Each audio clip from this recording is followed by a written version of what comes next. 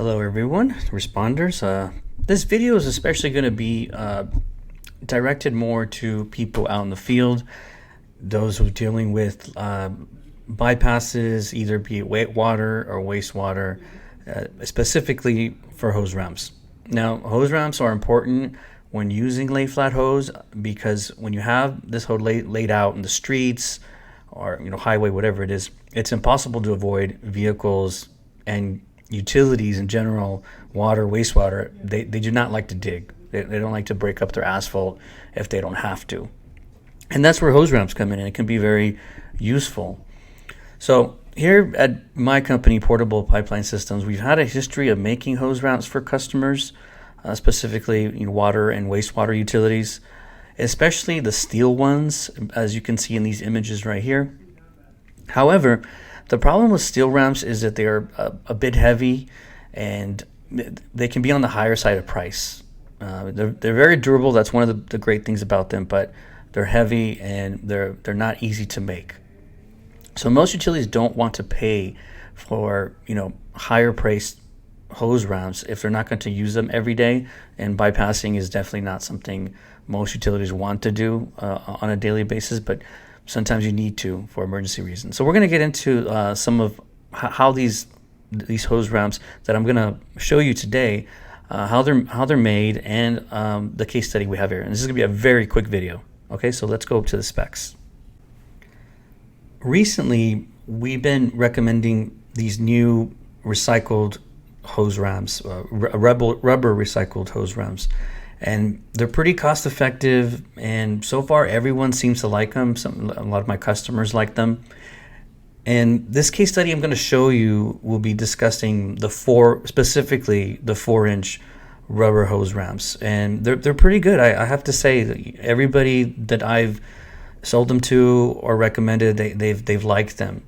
Now they come in 1.5 inch, 3-inch, and 4-inch. And when I say those sizes, they always come up a little higher than that OD, so which is outside the diameter. So like for instance, the 4-inch has a 4.5-inch OD. So if you have hard pipe, or in our case lay flat hose, if you have anything under 4.5, it works just perfectly fine. So since there's no lay flat hose that is in the market for 4.5, at least not in my market, NSF hose and wastewater hose, 4.5, no one does that. So it works perfectly for 4-inch lay flat hose and anything under it. So the 4-inch, they come in 75 pound. They weigh about 75 pounds each, and they come in 3-foot sections. So they can be used for anything under 4-inch. And in this case study, you'll see that's what they do. They use it for smaller hose size. Now let's get to our case study. Now this case study is going to be very short. I didn't get a lot of pictures, but I'm just thankful I got any pictures at all. It's really difficult to get case study pictures out in the field because these guys are working so fast. And a lot of times they don't want to share with the public what they do sometimes, which I understand.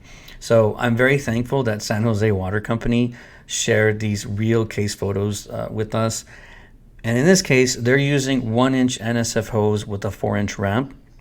Many people like to go big on the ramp, like I said before, just in case they need something bigger.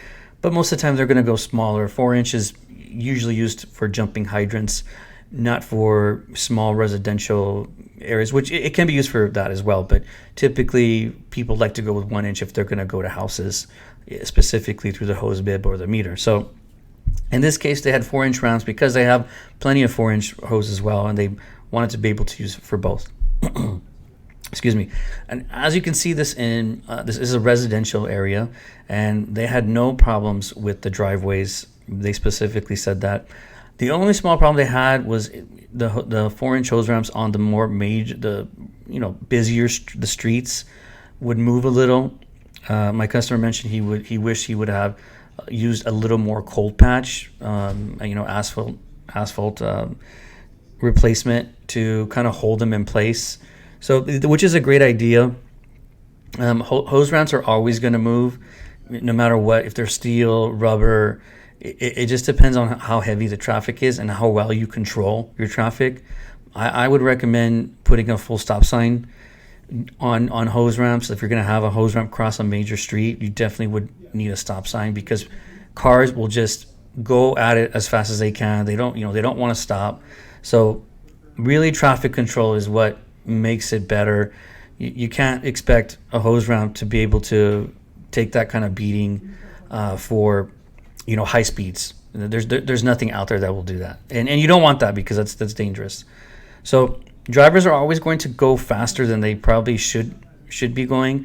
So just make sure you do well with your traffic in. But in this case study, they said it was fine, it worked great, they were happy. So just wanted to share that with the rest of you. Well, that was it, guys. It was a really quick video, I warned you. So didn't have much to go on as far as photos, but I'm still thankful I received them. I'm always thankful when I get case study photos. So again, great, huge thank you to San Jose Water Company for sharing those. Also, if you listeners out there, if you have any hose ramp experiences, even if it's hard pipe or lay flat hose, please share with me. We're always looking to look for people who, out in the field, who are doing kind of this work, just like all my customers are. And again, thanks for watching.